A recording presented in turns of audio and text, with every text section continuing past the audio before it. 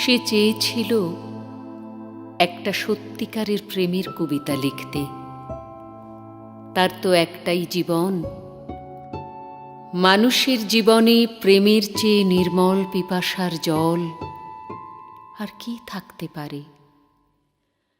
সে আরো অনুভব করত প্রেমই কবিতার প্রাণ, তার শব্দ, তার ধ্বনি, তার মন্ত্র। কিন্তু তবু তার কবিতা, একটার পর একটা তার নিজের লেখা কবিতা, কি প্রেম, কি জল, এমনকি পায়ের নিচে শক্ত মাটি পর্যন্ত খুঁজে পেল না। কবিতার জন্য তার দিবস ও রজনীর জাগরণ, যা ছিল তার জীবনের কঠিনতম সত্য, প্রেম নয়, তাকে বারবার অপ্রেমের দারুণ আগুনে ছুঁড়ে দিয়ে বলতো, এখানেই তোর পরিশুদ্ধি। এই যে আগুন, মানুষের পৃথিবী, আগে তার খিদে মেটা। তোর সমস্ত কবিতা, তোদের সমস্ত কবিতা সে তার ক্ষুধার্ত জিভ দিয়ে চেটে খাবে। তুই মূর্খ। জীবনের পাঠ এখান থেকে শুরু কর।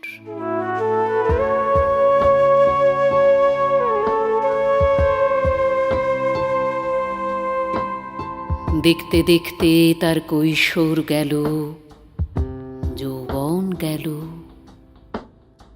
এখন তার মাথার সব চুল সাদা, হাতের 5 আঙুলে মাঘের শীত।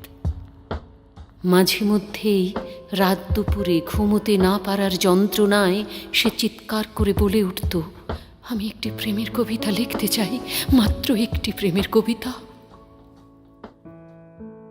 আর তখনই শোনা যেত তার মাথার ভিতর, তার বুকের মধ্যে সেই কঠিন তিরস্কার, বুড়ো হয়ে গেলি এখনো স্বপ্ন দেখছিস? দেখ, ভালো করে চেয়ে দেখ, তোর সামনে এখন হলুদ হেমন্তের পৃথিবী। কিন্তু তারপর কি দেখছিস? ধান কাটা হয়ে গেছে, চাষিরা ঘরে ফিরে যাচ্ছে, কিন্তু মাঝখানে ওকে, ওরা কারা?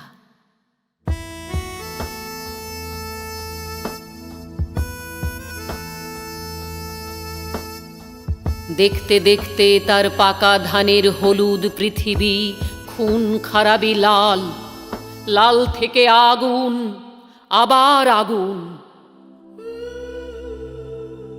আগুন, তুমি আমাকে সারা জীবন ধরে পুড়িয়েছ,